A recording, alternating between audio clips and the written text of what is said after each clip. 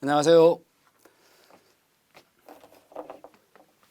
이제는 10번째 시간이고요. 자, 우리는 제2편의 범죄 원인론의 제4장 사회학적 범죄 원인론이죠. 여기에 제5절 이 범죄학의 새로운 경향, 비판범죄학과 범죄학의 새로운 경향 이런 것들을 보고 있습니다. 범죄학의 새로운 경향이죠. 요거에서 OX 문제를 풀고 있었어요. 그러면 OX 문제에서 27번부터 이번 시간 나가도록 하겠습니다. 27번 볼까요?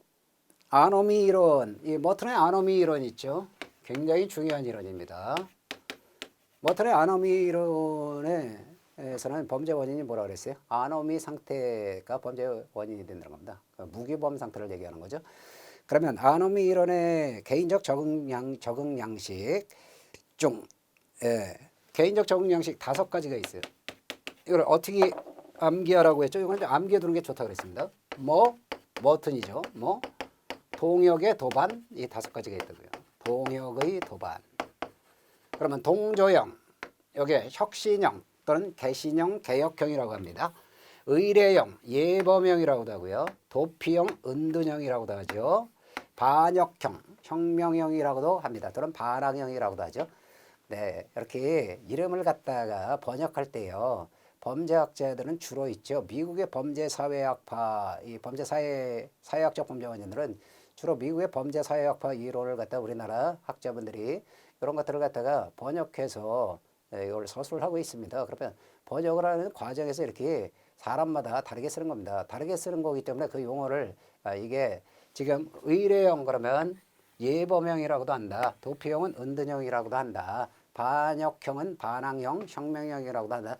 그런 걸 제가 얘기하는 거는요. 이렇게 여러 가지로 나올 수 있기 때문에 그런 것들을 여러분들이 다 여기에 같은 거다 알아두시라는 의미죠. 그러면 동역의 도반 중에서 지금 아노미적 상태와 가장 관련이 있고 일반적으로 전통적 재산범죄 중에 가장 많은 유형이 뭐라고요?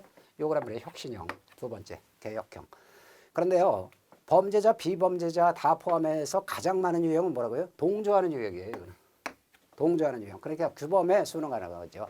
그러니까 이거는 문화적으로 인정된 그러한 문화적으로 인정된 이 가치 있잖아요. 문화적으로 인정된 가치의 그거를 인정된 목표. 이거를 인정을 합니다. 수용을 해요. 그러니까 문화적으로 인정된 목표를 수용하면서 제도화된 수단, 제도화된 수단이 합법적 수단이라 그랬죠.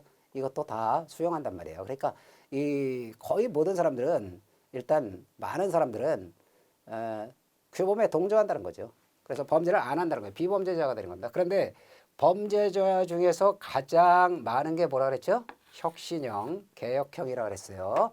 범죄자 중에서는. 그런데 이게 전통적인 재산 범죄가 가장 많습니다.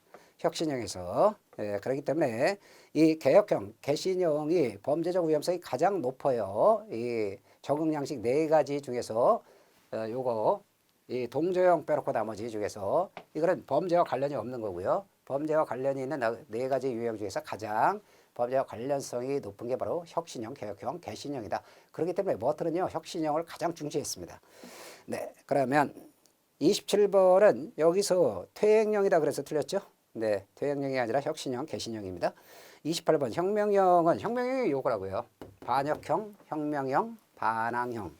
이거는 이기적이라기보다는 박애주의적이고 공동체 전체를 위하는 동기에서 범죄를 해가죠.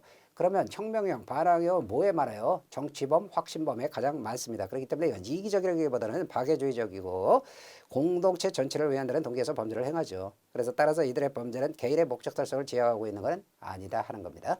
그래서 반항, 혁명을 일으킨다는 게 뭐예요? 이거는 그래서 정치범, 확신범에 많다는 거죠. 개인적 이익을 위해서 범죄를 범하지는 않는다는 겁니다. 그래서 맞아요, 이거는. 29번 아노미 이론은 재산범죄에 대해서 설명하기에 적합합니까? 예, 그렇습니다. 혁신형, 개혁형이 이게 바로 재산범죄를 설명하기가 좋죠. 그 다음에 약물범죄는 뭐에 많아요? 도피형, 은둔형에 많습니다. 약물 중독, 마약 중독 이런 것들. 그 다음에 반체제 범죄는 어때요? 반항형, 혁신형, 반역형에 많은 거죠. 그 다음에 조직범죄. 자, 조직범죄 같은 경우는 이 반항형, 혁신범, 반항형, 반역형, 혁명형에 가장 많은 거죠. 이런 걸 설명하기 쉬워요. 그런데 화이트 칼라 범죄를 설명할 수 있나요?